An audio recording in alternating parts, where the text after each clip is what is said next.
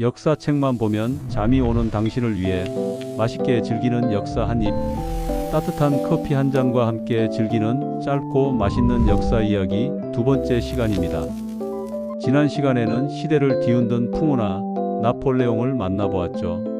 그렇다면 오늘은 그 불꽃 같았던 영웅의 마지막을 장식한 숙명의 라이벌을 만나볼 차례입니다. 나폴레옹을 꺾은 남자라는 한 문장으로 기억되지만 사실 그의 인생은 그보다 훨씬 더 다채롭고 흥미로운 이야기로 가득 차 있답니다.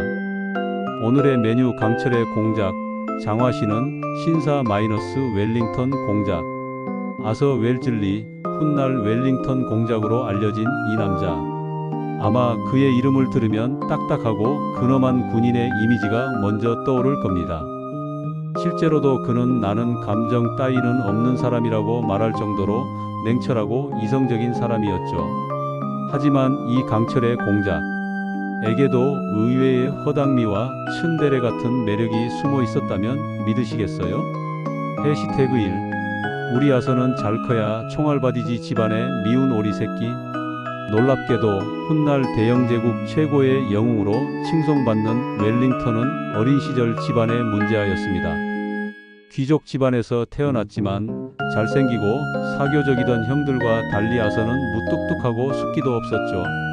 바이올린을 곧잘 켰지만 그 외에는 공부에도 운동에도 영 재능을 보이지 않았습니다. 오죽했으면 그의 어머니가 우리 아서는 커서 군대나 가서 총알바디로나 쓰일 녀석이라며 한탄했을 정도였으니까요. 가족의 기대 없이 떠밀리듯 들어간 군대. 하지만 이곳이야말로 그의 진정한 재능이 깨어나는 무대였습니다. 마치 물 만난 고기처럼 그는 군사 이론과 전략을 스펀지처럼 흡수하기 시작했습니다. 특히 그는 지루할 정도로 꼼꼼하고 철저한 준비성으로 유명했습니다. 전투 전에는 반드시 직접 지형을 정찰하고 보급로 하나하나를 자신의 손으로 챙겨야 직성이 풀렸죠.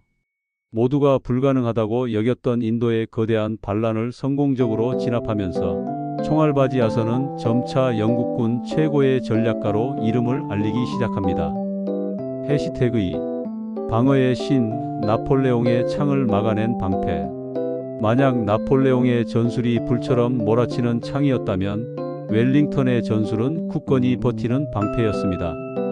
그는 화려한 공격보다는 유리한 지형을 선점하고 끈질기게 버텨 적의 힘이 빠지기를 기다렸다가 결정적인 순간에 역습을 가하는 방어의 대가였죠. 그의 진가가 발휘된 무대는 스페인과 포르투갈에서 나폴레옹의 군대와 맞섰던 반도 전쟁이었습니다.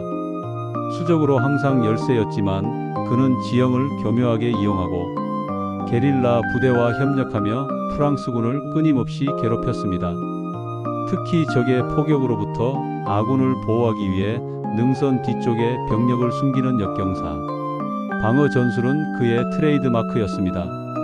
병사들은 그의 꼼꼼함과 예측 불가능한 전략에 절대적인 신뢰를 보냈죠. 화려하지는 않지만 결코 패배하지 않는 그의 군대는 나폴레옹에게는 눈엣 가시 같은 존재였습니다. 나폴레옹은 저 놈의 영국 장군 때문에 스페인에서 모든 것을 망쳤다 라며 분통을 터뜨렸다고 합니다. 해시태그 3. 워털루의 운명, 숙명의 라이벌과 마주하다. 1815년 6월 18일 벨기에의 작은 마을 워털루. 마침내 역사의 두 거인이 정면으로 맞붙게 됩니다. 엘바섬을 탈출해 돌아온 황제 나폴레옹과 유럽연합군의 총사령관이 된 웰링턴 공작.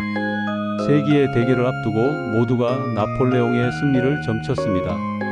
전투 당일 밤새 내린 비로 땅은 질척거렸고 나폴레옹은 포병의 효율적인 공격을 위해 땅이 마르기를 기다리는 실수를 저지릅니다. 그 몇 시간의 지연은 웰링턴에게 천금 같은 기회가 되었죠. 나폴레옹의 프랑스군이 파도처럼 밀려왔지만 웰링턴은 역경사 방어 전술로 끈질기게 버텨냈습니다. 굳건히 버텨라. 너희에게 바라는 건 그것뿐이다. 그는 최전선을 오가며 직접 병사들을 독려했고 그의 침착함은 병사들에게 큰 용기를 주었습니다.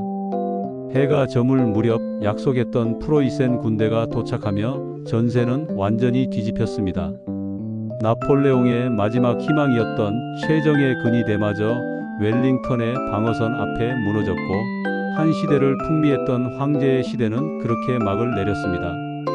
훗날 웰링턴은 이 전투를 회상하며 이렇게 말했습니다. 정말 아슬아슬한 싸움이었다. 내가 아니었다면 우리는 이기지 못했을 것이다. 해시태그사 장화신은 신사와 강철의 공작. 전쟁 영웅이 된 웰링턴은 영국 최고의 유명 인사가 되었습니다. 그의 패션 스타일은 곧 상류층의 유행이 되었죠. 특히 그가 즐겨 신던 무릎 아래까지 오는 실용적인 가죽 장화는 웰링턴 부츠라는 이름으로 선풍적인 인기를 끌었습니다.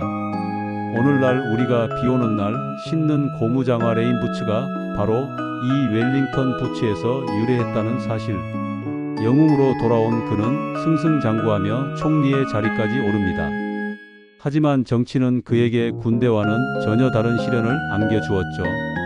원리 원칙을 중시하고 타협을 몰랐던 그의 강철 같은 성격은 정치판에서 잦은 마찰을 빚었습니다. 변화를 요구하는 시민들의 목소리에 귀를 기울이기보다는 기존 질서를 유지하려 했고, 이 때문에 그의 집 창문이 성난 군중의 돌에 깨지는 일까지 벌어졌습니다. 이때부터 그는 강철의 공작이라는 별명으로 불리게 되었는데, 이는 그의 굳건함을 칭송하는 의미와 함께 그의 완고함을 비꼬는 이중적인 의미를 담고 있었습니다. 해시태그 5 의외의 매력 알고 보면 따뜻했던 남자. 평생 감정을 드러내지 않았던 그였지만 그의 인간적인 면모를 엿볼 수 있는 일화들도 많습니다. 워털루 전투가 끝난 후 산더미처럼 쌓인 전사자 명단을 보고하던 부관 앞에서 그는 끝내 눈물을 보였다고 합니다. 승리 다음으로 가장 비참한 것은 바로 패배다라는 그의 말에는 전쟁의 참상에 대한 깊은 고뇌가 담겨 있었죠. 또한 아이들을 무척이나 좋아해서 저택에 아이들이 놀러오면 함께 바닥을 기어다니며 놀아주는 동네 할아버지 같은 모습도 보여주었습니다. 무뚝뚝한 표정 뒤에 숨겨진 따뜻함, 바로 이것이 강철의 공작 웰링턴의 진짜 매력이 아니었을까요? 나폴레옹이라는 거대한 태양의 그늘에 가려져 있었지만 웰링턴 공작은 그 자신만의 방식으로 시대를 개척한 위대한 인물이었습니다. 그는 타고난 천재는 아니었을지 모릅니다.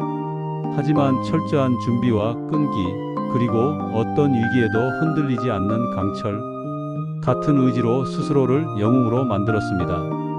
어쩌면 우리의 삶도 마찬가지 아닐까요? 화려한 재능보다는 성실한 노력이, 뜨거운 열정보다는 꺾이지 않는 끈기가 더 위대한 결과를 만들어낼 수 있다는 것을 강철의 공작 웰링턴은 자신의 삶으로 증명해 보였습니다. 오늘의 역사 한 입 맛있게 즐기셨나요? 다음 시간에도 교과서 박 더 흥미진진한 이야기로 찾아오겠습니다.